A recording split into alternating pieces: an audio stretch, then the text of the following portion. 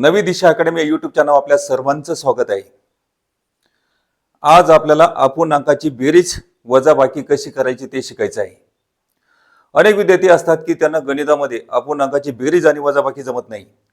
तर अपूर्णांकाची बेरीज आणि वजाबाकी करत असताना छेद समान असन तेव्हा बेरीज आणि वजाबाकी कशी करायची आहे, छेद समान नसताना अपूर्णांकाची बेरीज वजाबाकी कशी करायची आहे हे आपल्याला शिकायचं आहे।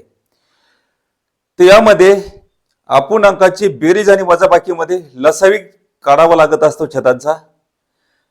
म्हणजे काय नियम एक लक्षात ठेवायचा, तर प्रत्येक ज्या शिक्षकाच्या आगळ्या वेगळ्या पद्धती असतात, गणितामध्ये दिलेल्या पद्धती त्याही सुद्धा वेगळ्या असतात। कोणी गणितीय पद्धतीने शिकवतात, परंतु आपल्याला या ठिकाणी शॉर्टकट ट्रिक्सनं जर समजा गणित शिकायचे असेल तर त्या ठिकाणी एक वेगळी सिस्टम मी तुम्हाला सांगत आहे, लगेच तुमच्या लक्षात बसेल।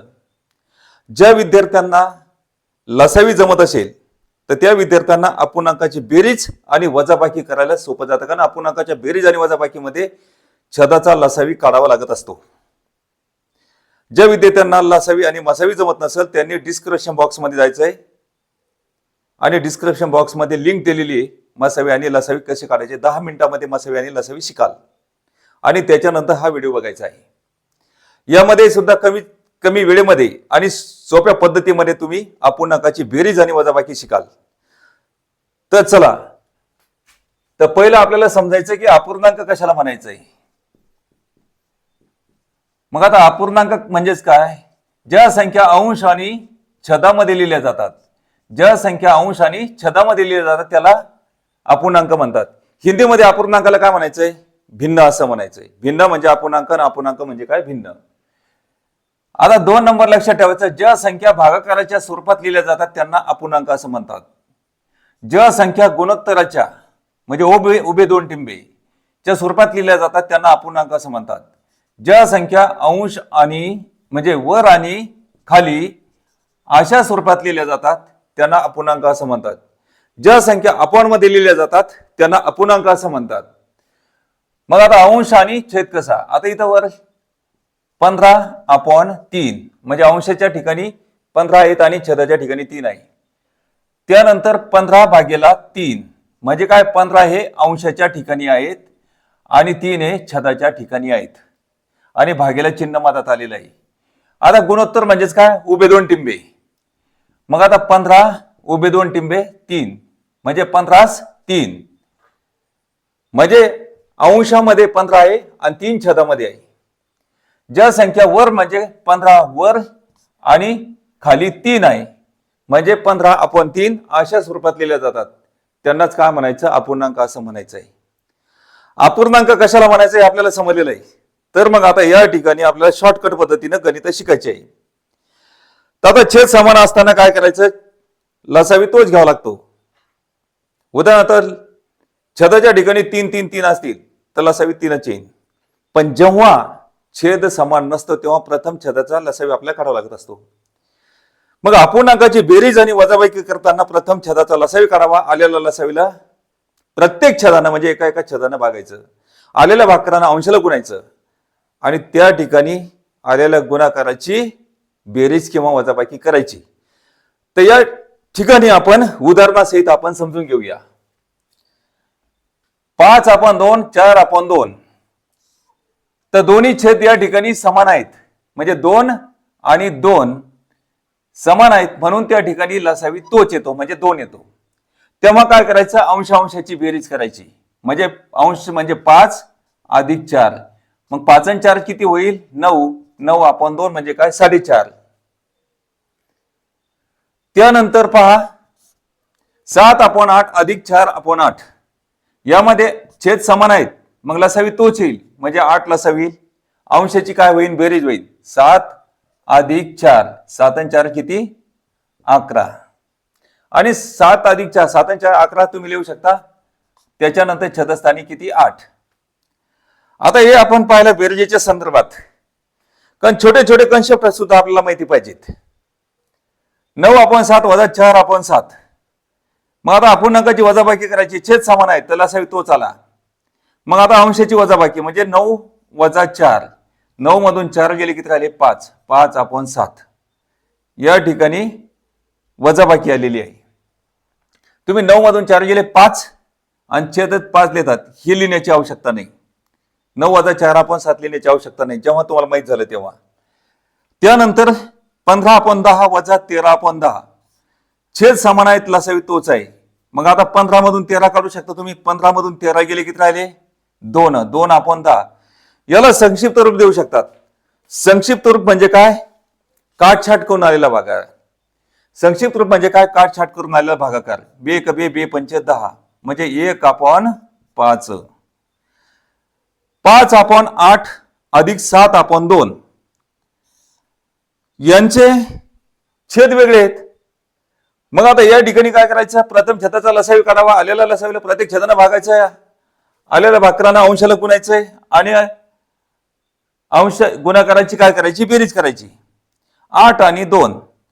आता 2च्या पाड्यामध्ये 8 येतं, 8 लसावी असतो. मग आता हा लसावी कसा येतो ते आपण बघूया. 8 आणि 2 कोणत्या पाड्यामध्ये? 2च्या. 2 चोप 8 आणि 2 1 2. शेवटचे 2 अंक एका पाड्यामध्ये का नाही? तर लसावी ब्लॉक झाला. लसावी म्हणजे काय? बायाच्या संख्येचा गुणा. 2 चोप 8 8 1 8. लसावी या ठिकाणी 8 आलेला आहे. आलेल्या लसावीला प्रत्येक छेदानं म्हणजे प्रत्येक म्हणजे काय? एका. प्रत्येक म्हणजे काय? एका.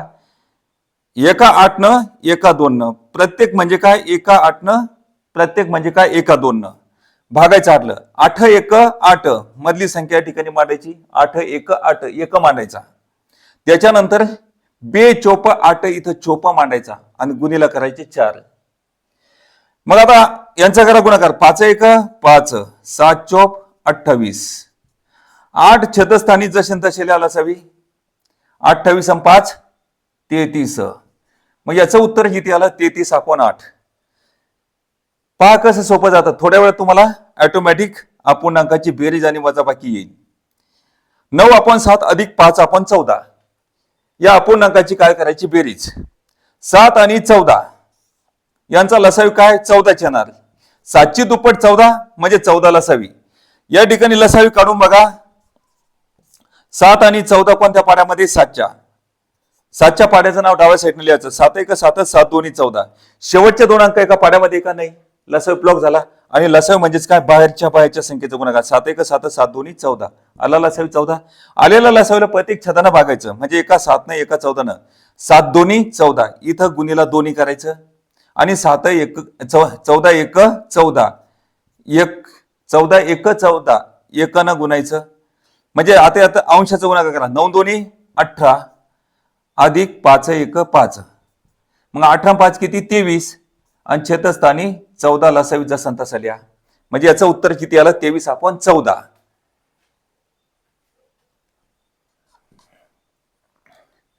अपूर्णांकाची वजाबाकी करायची. 7/6 वजा 5/12. या ठिकाणी प्रथम काय करायचं? छेदाचा लसावी काढायचा. 6 आणि 12चा लसावी किती? 12. 6ची दुप्पट 12 आहे म्हणून लसावी किती आला? 12. त्या आलेल्या लसावीला प्रत्येक छेदानं भागायचं म्हणजे एका 6 ने एका 12 न. 6 2 12 गुणीला 2 करायचं. 12 1 12 गुणीला 1 करायचं. 7 2 14 14 वजा 5 म्हणजे 5 1 5. 14 मधून 5 गेले किती राहिले? 9. 9/12. याला अति संक्षिप्त रूप देऊ शकता.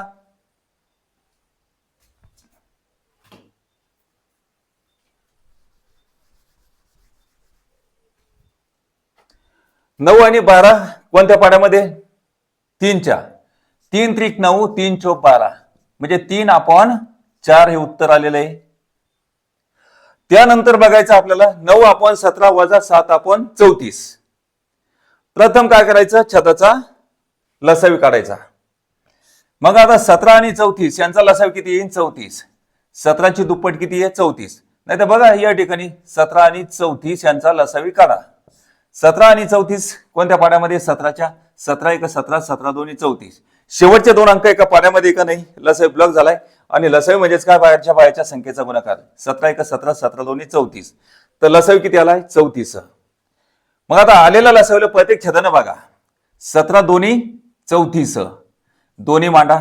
34 1 34 9 2 18 आणि 7 1 7 वजा चिन्ह द्या. 17 मधून 8 गेले राहिले 11. 11/34 हे उत्तर आलेलं आहे. आता त्यानंतर आतापर्यंत आपण अपूर्णांकाची बेरीज 2 अंकी पाहिली आणि वजाबाकी सुद्धा 2 अंकी म्हणजे 2 टप्प्यामधले पाहिले, 2 अपूर्णांकाचे. तर मग आता इथं 3 अपूर्णांक घ्यायचे आणि त्यांची बेरीज आणि वजाबाकी करायची. 5/4 अधिक 7/8 वजा 3/16. आता प्रथम काय करायचं, 4 छदाचा म्हणजे 4, 8 आणि 16 यांचा लसावी काढायचा. अपूर्णांकाची बेरीज आणि वजाबाकी करताना प्रथम छदाचा लसावी काढावा, आलेला लसावीला प्रत्येक छदानं भागावं, आलेल्या भाकरानं अंशाला गुणावं, त्यानंतर अंशाच्या गुणाकाराची काय करायची, बेरीज किंवा वजाबाकी करायची. एवढं तुम्ही नोट करून यायचंय. तर मग आता याच्यामध्ये प्रथम छदाचा लसावी काढायचा कोणाचा, 4, 8 आणि 16चा. आता इथं काय, 4ची दुप्पट 8, 8ची दुप्पट 16, मग 16 लसावी आला, हे लक्षात घ्यायचंय. मग आता यांचा खरोखर लसावी 16 आहे का, 4, 8 आणि 16 हे आपण तपासून पहा. मग एकदा तुमची खात्री झाली की तुम्हाला तेही सुद्धा मांडायचं काम पडत नाही. 4, 8 आणि 16 कोणत्या पाड्यामध्ये, 4च्या, 4 1 4, 4 2 8, 4 4 16. शेवटच्या 2 अंक एका पाड्यामध्ये आहे का कोणत्या, 2च्या, बे 1 बे, बे 2 4, हा एक जसा तसा आल्या 2च्या पाड्यामध्ये नाही. शेवटचे 2 अंक एका पाड्यामध्ये का नाही, लसावी ब्लॉक झालाय. आणि लसावी म्हणजेच काय, बाह्यच्या संख्येचा गुणाकार. 4 2 8, 8 1 8, 8 1 8 आणि 8 2 16, 16 या ठिकाणी लसावी आलेला आहे. आता त्यानंतर आलेल्या लसावीला प्रत्येक छदानं भागायचं. म्हणजे एका म्हणजे काय, 4 न 16ला भागायचं, 8 न 16ला भागायचं आणि 16 न 16ला भागायचं. म्हणजे 4 चोक 16 चोक मांडायचे, 8 2 16 दोन्ही मांडायचे, 16 1 16 1 मांडायचं, गुणिला 4 गुणिला 2 गुणिला 1 असं करायचं. 5 चोक 20, 7 2 14 वजा 3 1 14, 3 1 3. तर मग आता 20 आणि 14 किती होईल, 34. 34 मधून 3 गेले किती राहिले, 31. 31 आपण 16 उत्तर आलेलं आहे. आता त्याच्यानंतर 7/14, 3/28 वजा 2/56. आता प्रथम काय करायचं, अपूर्णांकाची बेरीज किंवा वजाबाकी करत असताना प्रथम छदाचा लसावी काढावा, आलेल्या लसावीला प्रत्येक छदानं भागावं, आलेल्या भाकरानं अंशाला गुणावं आणि अंशाची काय करायची, बेरीज किंवा वजाबाकी करायची. चला मग या ठिकाणी लसावी काढा. 14ची दुप्पट 28, 28ची दुप्पट 56 आहे. तर या ठिकाणी दुप्पट म्हणजे काय, त्या ठिकाणी लसावी मोठी संख्या आहे ती 56. काढून बघा, बिलकुल त्या ठिकाणी 56 लसावी येणार. आलेल्या लसावीला प्रत्येक छदानं भागायचंय. 14 चोक 56, चोप इथं मांडा गुणिला, 28 2 56 दोन्ही इथं मांडा आणि 56 1 56. 7 चोक 28, 3 2 6 अधिक चिन्ह आहे, त्याच्यानंतर वजा 2 1 2 वजा 2. मग 28 आणि 6 किती होईल, 34. तर इथं 34 मधून 2 गेले किती राहिले, 32 आणि 32/56. अति संक्षिप्त रूप तुम्ही देऊ शकता. अति संक्षिप्त रूप या ठिकाणी द्यायचा असता तर लगेच या ठिकाणी देऊया. 4 8 32, 4 14 56, बे 4 8, बे 7 14 म्हणजे 4/7. म्हणजे 4/7 हे उत्तर आलेलं आहे. आता त्याच्यानंतर बघायचं आपल्याला 8/3 अधिक 7/12 वजा 3/24. तर मग आता यांचा प्रथम काय करायचं आहे, अपूर्णांकाची बेरीज आणि वजाबाकी करताना प्रथम छदाचा लसावी काढावा. मग काढायला लसावी 3च्या पाड्यामध्ये 12, 12च्या पाड्यामध्ये 24 आहे. तर 24 या ठिकाणी काय होणार, लसावी येणार. मग बघा या ठिकाणी 3, 12 आणि 24 यांचा लसावी काढा. 3 12 24 कोणत्या पाड्यामध्ये, 3च्या, 3 1 3, 3 4 12, 3 8 24. 4 आणि 8 कोणत्या पाड्यामध्ये, 4च्या, एक जसा तसा 4च्या पाड्यात नाही, 4 1 4, 4 2 8. शेवटचे 2 अंक एका पाड्यामध्ये का नाही. तर लसावी ब्लॉक झालाय. आणि लसावी म्हणजेच काय, बाह्यच्या संख्येचा गुणाकार. 3 4 12, 12 2 24, या ठिकाणी 24 लसावी आला. आलेला लसावीला प्रत्येक छदानं म्हणजे एका 3 न एका 12 ने एकानं 24 न भागायचं आहे. मग आता 3 8 24 गुणिला 8 करा, 12 2 24 गुणिला 2 करा, 24 1 24 गुणिला 1 करा, 8 8 64 अधिक 7 2 14 वजा 3 1 3. 64 आणि 14 किती, 4 आणि 4 8, 1 6 7. 78 मधून 3 गेले किती राहिले, 75. 75/24. तर विद्यार्थी मित्रांनो, अशा प्रकारे या ठिकाणी अपूर्णांकाची बेरीज आणि वजाबाकी कशी करायची हे तुमच्या लक्षात आलेलं असेल. तर गणितामध्ये असं काही अवघड नसतं. तर त्याच्यावर काय करायचं, तुम्ही प्रॅक्टिस करणं खूप महत्वाचं असतं. तर सगळ्यात महत्वाचं एक लक्षात ठेवा की कुठेही तुम्ही गणित शिकत असताना किंवा करत असाल तर बेस हा खूप महत्वाचा असतो. त्याच्यानंतर गणिताची प्रॅक्टिस ही पुन्हा पुन्हा व्हायला पाहिजे. जवळपास 95% विद्यार्थी कॉपी सेंटरचे असतात, म्हणून त्यांना काय करायचं, बिना कॉपी सेंटरच्या विद्यार्थ्यापेक्षा 3 पट अभ्यास करावा लागत असतो. म्हणून विद्यार्थी मित्रांनो, रात्रंदिवस एक करा, या ठिकाणी तुम्हाला जमतंय. अभ्यास व्यवस्थित करा आणि लवकरात लवकर नोकरीला लागा. या ठिकाणी थांबूया, भेटूया नेक्स्ट व्हिडिओमध्ये. धन्यवाद.